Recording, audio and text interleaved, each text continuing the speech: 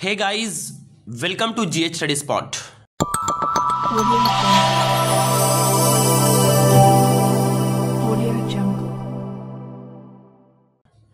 उम्मीद करते हैं कि आप लोग अच्छे होंगे और ज़बरदस्त तरीके से बिल्कुल जोश के साथ आप लोग अपने एग्ज़ाम की तैयारी को आगे प्रोसीड कर रहे होंगे, क्योंकि अब आप लोग देख पा रहे हो कि अब आप लोगों के पास वक्त बहुत ही कम बचा है और इस वक्त की नज़ाकत को समझते हुए खुद को तमाम डिस्ट्रैक्शन से काट कर अपने इस बोर्ड के एग्ज़ाम्स के इम्पोर्टेंट को मुद्देनज़र रखते हुए ज़ोर शोर के साथ तैयारी कर रहे होंगे। आपके इसी तैयारी को आसान बनाने की खातिर दरअसल हम लोग एक के बाद दीगर वीडियोस के ज़रिया आप लोगों को हेल्प प्रोवाइड करने की कोशिश कर रहे हैं। हम लोगों ने इससे पहले वाले कई सारे वीडियोस के ज़रिया हायर सेकेंडरी एग्ज़ाम 2025 में अपेयर होने वाले स्टूडेंट्स के लिए डिफरेंट सब्जेक्ट्स एंड चैप्टर्स के theme discussion, quick revision, syllabus analysis, previous year question analysis, marks pattern और उसके साथ साथ इन तमाम बेसिस को ध्यान में रखते हुए या एनालाइज करते हुए उनके लिए 2025 के लिए कौन से क्वेश्चंस इंपॉर्टेंट होंगे उन्हें हम लोगों ने डिस्कस करते हुए उन बात को साबित भी कर दिया। अगर आप लोग या आपके किसी सीनियर उन वीडियोस से फ़ायदा उठाना चाहते हैं और इस कम से कम टाइम में अपने एग्ज़ाम के प्रिपरेशन को एक कर ज़्यादा से ज़्यादा मार्क्स को स्कोर करना चाहते हैं तो चैनल के आइकन पे क्लिक करके आप लोग उन तमाम वीडियोस को देखकर इस कम टाइम के अंदर बेहतर से बेहतरीन मार्क्स को स्कोर कर सकते हो। जिस तरीके से हम लोगों ने हायर सेकेंडरी एग्ज़ाम के लिए काम किया और काम कर रहे हैं, ठीक उसी तरीके से अब इस माध्यमिक के लिए भी वक्त की नज़ाकत को समझते हुए हम लोग ज़ोर शोर के साथ डेली बेसिस पे आप लोगों के लिए मेहनत कर रहे हैं। इससे पहले वाले वीडियोस के ज़रिए हम लोगों ने हिस्ट्री माध्यमिक 2025 के लिए कई सारे इंपॉर्टेंट क्वेश्चंस डिस्कस किया और आपको मैंने स्ट्रैटेजी एंड गाइड भी किया था कि किस तरीके से आपको पढ़ना है। फिर उसके बाद वाले वीडियोस के ज़रिए 4 मार्क्स के हिस्ट्री के क्वेश्चंस को हम लोगों ने डिस्कस किया। फिर उसके बाद वाले वीडियोस के ज़रिए ज्योग्राफी के स्ट्रैटेजी को हैक किया कि क्या पढ़ना है अब इस कम टाइम में, क्या छोड़ना है, कैसे स्ट्रैटेजाइज करना है अपने इस पूरे इस कम से कम टाइम को, उसे मैंने डिस्कस किया था। और आज हम लोग दरअसल ज्योग्राफी के लास्ट मिनट 5 मार्क्स क्वेश्चंस को डिस्कस करेंगे। याद रखना है ये तमाम चीज़ें आप लोगों की भलाई और आप लोगों के एग्ज़ाम में बेहतरी से बेहतरीन मार्क्स को अचीव करने के लिए बहुत ही मेहनत और मशक्क़त और वक्त की कुर्बानी को देते हुए हम लोग दरअसल ये काम को कर रहे हैं। आप लोगों को हम लोगों को बहुत ज़ोर शोर के साथ अपने सपोर्ट को दिखाना है, चैनल को ज़्यादा से ज़्यादा लोगों तक शेयर करना है और चैनल के वीडियोस को ज़्यादा से ज़्यादा लोगों तक शेयर करना है और तमाम दोस्तों तक इसे पहुंचाना है, ताकि हम लोग दरअसल इसी तरीके से आपके लिए मेहनत करते रहें और आपके एग्ज़ाम को सहल यानी आसान बनाते रहें। और अगर आप लोग इस तरीके से सपोर्ट नहीं करते हो तो ये हम लोगों के लिए बड़ा मसला का बायस बनेगा और शायद हम लोगों को इस काम को ड्रॉप भी करना पड़ जाए, जो आपके लिए काफ़ी नुकसानदा साबित हो सकता है। तो आइए आज के इस वीडियो के ज़रिए हम लोग हिस्ट्री ज्योग्राफी के 5 मार्क्स के क्वेश्चंस को डिस्कस करें। इससे पहले वाले वीडियोस के ज़रिए हमने ज्योग्राफी के स्ट्रैटेजीज, मार्क्स पैटर्न को अच्छे से डिटेल्ड में डिस्कस कर लिया है और अब हम लोग स्ट्रैटेजी को डिस्कस करने के बाद 5 मार्क्स के क्वेश्चंस की तरफ आगे बढ़ जाते हैं, जिसमें मैंने आपको चैप्टर वाइज सजाकर क्वेश्चंस दिए हैं। अगर आप इन क्वेश्चंस को अच्छे से प्रिपेयर कर लेते हो ढंग से तो उम्मीद करते हैं इंशाल्लाह क्वेश्चन आपको इसी में से ही देखने को मिलेंगी। आइए चैप्टर नंबर 1 में, जो कि आप लोग स्क्रीन के ऊपर देख पा रहे हो, को exogenic process and resultant landforms, इनमें 5 मार्क्स के क्वेश्चंस जो आपको दिए गए हैं वो describe the landforms caused by the river deposition and erosions with the help of diagram. याद रखना है आप लोगों को कि आप लोगों को डायग्राम के साथ ही किसी भी अगर 5 मार्क्स में ज्योग्राफी में चाहे वो 5 मार्क्स का हो या 3 मार्क्स का हो, कोशिश करना है आप लोगों को कि ज़्यादा से ज़्यादा उनमें डायग्राम्स को मेंशन करें। डायग्राम को मेंशंस करने की वजह कर आपके मार्क्स में बहुत ज़्यादा इन्हांसमेंट आपको देखने को मिलती हैं। तो river deposition and river erosions के जरिए आप लोगों को कौन कौन से लैंडफॉर्म क्रिएट होते हैं उन्हें आप लोगों को डिस्कस करना है। अगर रिवर डिपोजिशन की बात करें तो नेचुरल लीव्स होते हैं, एस्च्यूरी होते हैं, डेल्टा होते हैं। ये 3 मेजर लैंडफॉर्म है जो क्रिएट होते हैं रिवर के डिपोजिशन से। आप लोगों को डेल्टा बताने के साथ साथ डेल्टा के शॉर्टली आप लोगों को टाइप्स भी डिस्कस कर देनी है जो कि आप लोगों की बुक में मेंशन किया गया है। जहाँ तक इरोजन की बात करें हम लोग, तो इरोजन में बहुत सारे लैंडफॉर्म्स बनते हैं, जैसे इंटरलॉकिंग स्पर हो गया, वी शेप्ड वैली हो गया, गॉर्ज हो गया, कैनियन हो गया, रैपिड्स हो गया, वाटरफॉल हो गया, प्लंग पूल हो गया, पोर्ट होल्स हो गया। ये सारे ऐसे लैंडफॉर्म्स है which are caused by the river erosions. इन्हें आप लोगों को अच्छे से डिस्कस करनी है। याद रहे क्वेश्चंस के आंसर्स को डील करते वक्त एकदम नेचुरल पैटर्न्स को अपनाना है और पहले डिफाइन करना है उसके प्रोसेस को, जिसको इंट्रोडक्शन बोलते हैं, और फिर उसके बाद आपको अपने आंसर्स के मेन थीम में आना है और थीम में आने के बाद चीज़ों को डिस्कस करते हुए डायग्राम देकर कंक्लूजन्स के साथ आंसर को कंक्लूड कर देनी है। इस तरीके से अगर आप आंसर्स को लिखते हो then definitely you will get the full marks.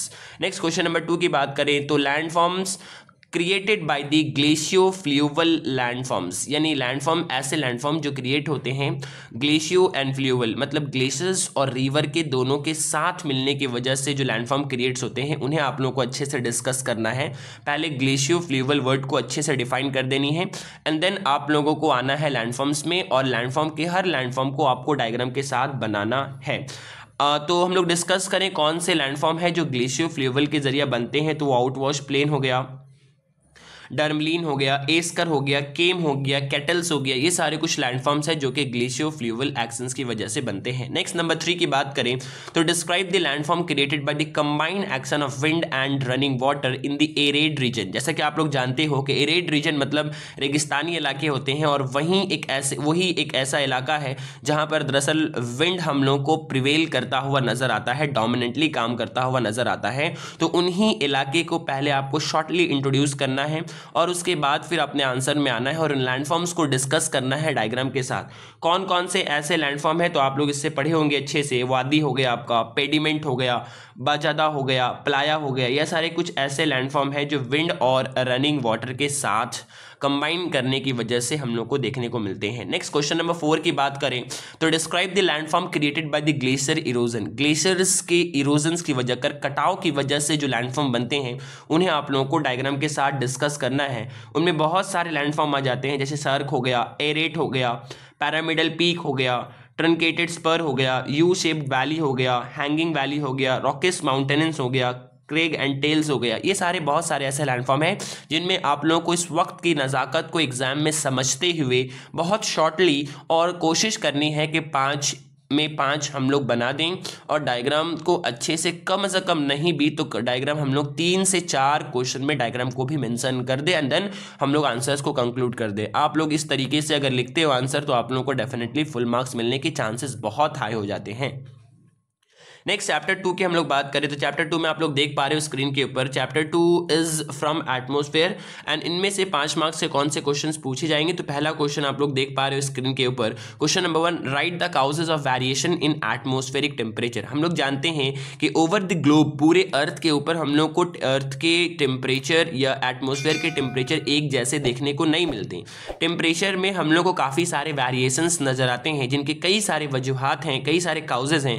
उन काउजेज को आप लोगों को डिस्कस करनी है, जैसे latitude, altitude, land water distribution, prevailing wind, ocean current, slope of land, cloud and precipitations वगैरह। इन तमाम चीज़ों को आपको डिस्कस कर लेनी है, लेकिन याद रहे इंट्रोडक्शन को बहुत स्मार्टली एंड बुक किस फॉर्मेट में नहीं देना है, अपने से स्मार्टली तरीके से इंट्रोड्यूस करना है। उसके बाद फिर आपको बॉडी में आना है एंड देन फिर आप लोगों को इससे कंक्लूड कर देनी होंगी।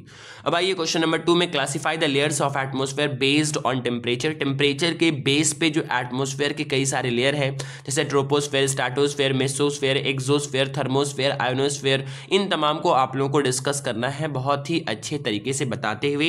ये आप लोगों को बता देना है कि इसमें हम लोग दरअसल टेम्परेचर को बेस मानकर इसे डिवाइड कर रहे हैं। टेम्परेचर को बेस मानकर इसे हम लोग इस तरीके से इनमें यहाँ पे डिवाइड कर सकते हैं, और दूसरा इसके कॉम्पोजिशन को बेस मानकर हम लोग हेट्रोजीनियस एंड होमोजीनियस में डिवाइड कर सकते हैं, जो कि हम लोग को यहाँ पे मेंशन नहीं करना है।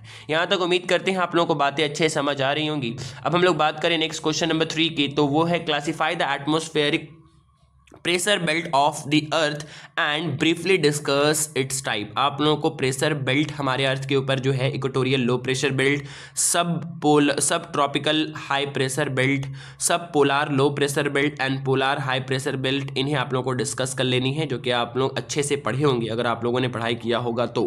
नेक्स्ट क्वेश्चन नंबर 4 की बात करें, briefly introduce the classification of precipitations. आप लोगों को प्रेसिपिटेशन इन रेनफॉल के टाइप्स को डिस्कस करना है। जो कुछ रेनफॉल दरअसल पहाड़ की वजह से होते हैं, कुछ साइक्लोन की वजह से होते हैं, ओरोग्राफिक बोलते हैं इसे, साइक्लोनिक बोलते हैं, इन लोगों को आप लोगों को, और एक होते हैं, इन लोगों को आप लोगों को अच्छे से डिस्कस कर लेनी है। नेक्स्ट नंबर 5 की बात करें, explain with sketch the origin of direction of the earth's wind. Earth में जो विंड क्रिएट होते हैं उनको आप लोगों को डिस्कस करना है, उनके ओरिजिन के मुकाम और डायग्राम को स्केच करते हुए, जैसे ईस्टर्लीज, वेस्टर्लीज, इन लोगों को आपको डिस्कस कर लेनी है। नेक्स्ट चैप्टर नंबर 3 की बात करें तो हाइड्रोस्फीयर में आपको 2 क्वेश्चन दिया गया। 2 question the most important question यहाँ पे माना जा रहा है 5 मार्क्स के लिए। वो पहला क्वेश्चन है, write down the causes and effect of the tides. Tides के काउजेज एंड इफेक्ट को डिस्कस करना है। नेक्स्ट नंबर 2 की बात करें, causes of ocean current. Oceans में जो उठने वाली धाराएं होती हैं, जो पानी की लहरें होती हैं, वो क्यों उठती हैं, उनके काउजेज को आपको डिस्कस करनी है 5 मार्क्स के लिए। नेक्स्ट बात करें जो कि हमारा सिलेबस का मेजर पैटर्न है, मेजर चैप्टर है, जो कि आपका इंडिया के तौर पे माना जाता है, फिजिकल एनवायरनमेंट इंडिया का, लोकेशन एंड एडमिनिस्ट्रेटिव डिवीजन। इससे कई सारे शॉर्ट क्वेश्चन स्ट्रैटेजिकली पूछे जाते हैं, लेकिन लॉन्ग क्वेश्चंस के लिए हमने आप लोगों के लिए डिस्कस कर लिया है कौन कौन से क्वेश्चन आपके पूछे जाएंगे एग्जाम में, और उम्मीद करते हैं इंशाअल्लाह ताला यही क्वेश्चंस आपको एग्जाम में देखने को मिलेंगे, क्योंकि इन क्वेश्चंस को हम लोगों ने यूं ही नहीं बनाया है। इन क्वेश्चंस को बनाने के लिए कई सारे बड़े बड़े सजेशंस के बुक, ABTA और इसके साथ साथ मार्टिन एंड महातो के सजेशन बुक और स्कूल के द्वारा या काउंसिल के द्वारा दिए गए जो टेस्ट पेपर है उन्हें एनालाइज करते हुए, तमाम चीज़ों को कॉमन देखते हुए, बड़ी मेहनत और मशक्क़त के साथ आपके लिए ये चीज़ पेश की जा रही हैं। इसलिए आप लोग इसका भरपूर फ़ायदा उठाएं और अच्छे तरीके से इन क्वेश्चंस को प्रिपेयर कर लें और ज़्यादा से ज़्यादा लोगों तक इसे शेयर करें, ताकि हर बच्चे इससे फैज़याब हो सकें बिना किसी भेदभाव के। नेक्स्ट क्वेश्चन बात करें हम लोग, question number 1 to discuss the difference between the features of the eastern coastal plain and western coastal plain. Next number 2, difference between rivers of North India and South India. Number 3, discuss the climate regulators of India. climates जो India के होते हैं उनमें regulates करने वाले कई सारे factor होते हैं, सेम वही फैक्टर होंगे आपका land water distribution, altitude, latitude, prevailing winds, ocean current, और इसके साथ साथ कुछ फैक्टर हो जाएंगे जैसे मानसून इसमें ऐड हो जाएगा, यानी कि इंडिया के स्पेसिफिकली बात करेंगे तो इसमें कुछ चीज़ें यहाँ पर ऐड हो जाएंगी। और इससे पहले जो river of north India and south India में क्या डिफरेंसेस हैं उन्हें आप लोगों को शॉर्टली इंट्रोड्यूस करके एक टेबल बनाकर इसे दे देनी है, और उसके एग्जांपल में भी कई सारे रिवर्स को आप लोगों को मेंशन कर देना है, 2-4 जो आपको नाम याद हो। और इसके साथ साथ east coastal plain and west coastal plain को आपको डिस्कस कर लेनी है डिफरेंसेस के फॉर्मेट में। डिफरेंस कैसे लिखना है ये बात आप लोगों को याद रहे। पहला पॉइंट जो आपका बनेगा वो होगा पॉइंट ऑफ डिफरेंस, दूसरा ईस्ट कोस्टल प्लेन एंड तीसरा वेस्ट कोस्टल प्लेन। तो पॉइंट ऑफ डिफरेंस के बेसिस पे आप दोनों को डिफाइन करोगे तो ये आपके लिए ज़्यादा आसानी, एग्जामिनर के लिए ज़्यादा कॉम्प्रिहेंडेबल, और आपको मार्क्स स्कोर करने के चांसेस आपके एग्जाम में काफ़ी ज़्यादा बढ़ जाएंगे। तो ये हो गया ये वाला part. Next part 4, question number 4 की बात करें हम लोग तो इस क्वेश्चन नंबर 4 में give a brief description of the topography of India of the western Himalaya. Western Himalaya के ज़मीनी बनावट टोपोग्राफी को आपको डिस्कस करना है।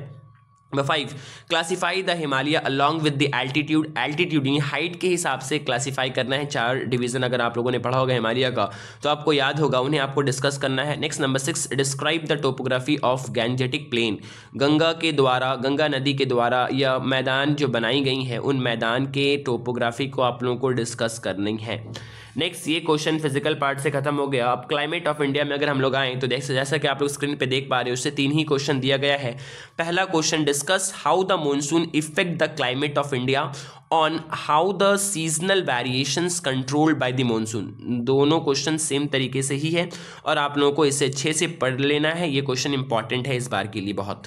Next, characteristics of climate of India. Indian climate के कुछ बेसिक कैरेक्टरिस्टिक्स को आपको डिस्कस करनी है। Effect of jet stream on monsoon. Jet stream का मानसून पर क्या इफेक्ट होता है, कैसे वो मानसून को ट्विस्ट करवा देता है या क्या उसका इफेक्ट होता है, उन्हें आप लोगों को डिस्कस कर लेनी है। नेक्स्ट, सॉइल ऑफ इंडिया की बात करें तो इससे एक ही क्वेश्चन दिया गया है identify the types of soil with the properties. कई सारे टाइप्स ऑफ सॉइल जो होते हैं, black soil, red soil and बाकी टाइप्स के जो सॉइल होते हैं उन लोगों को आपको डिस्कस करना है, उनके प्रॉपर्टीज़ को बयान करते हुए, यानी टेबल के जरिए आप इसको अच्छे से लिख पाओगे। नेक्स्ट, इंडिया के इकोनॉमिक पोर्शन, इकोनॉमिक एनवायरनमेंट के बारे में बात करें तो इसमें 5 मार्क्स में क्वेश्चंस आप जो देख पा रहे हो स्क्रीन के ऊपर। पहला, favourable environment for the cultivation of wheat, coffee, T and paddy. ये बहुत ही इंपॉर्टेंट है इस बार के लिए। इनमें से एक क्वेश्चन या 2 क्वेश्चन तो श्योर शॉट आपके एग्जाम में आपको देखने को मिलेंगे, wheat, coffee, paddy and T में। तो आप लोगों को अच्छे से पहले इनके बारे छोटा सा इंट्रोडक्शन लिख लेना है, फिर फेवरेबल क्लाइमेटिक कंडीशंस और फिजिकल कंडीशंस को डिस्कस करते हुए अपने आंसर्स को अच्छे से बयान करनी है। नेक्स्ट बात करें आगे नंबर 2 के, तो describe the characteristics of Indian agriculture. Indian agriculture के बारे डिस्कस करना है कि वो सेल्फ सफिशिएंट है, इंडिया एकदम इब्तदाई दौर से ही दरअसल एग्रीकल्चर पे डिपेंडेंट है, किस तरीके से इंडिया के लोग एग्रीकल्चर को प्रोड्यूस करते हैं, क्या इसमें ट्रेडिशनल तरीके को फॉलो किया जाता है, इन्हें आप लोगों को डिस्कस करना है।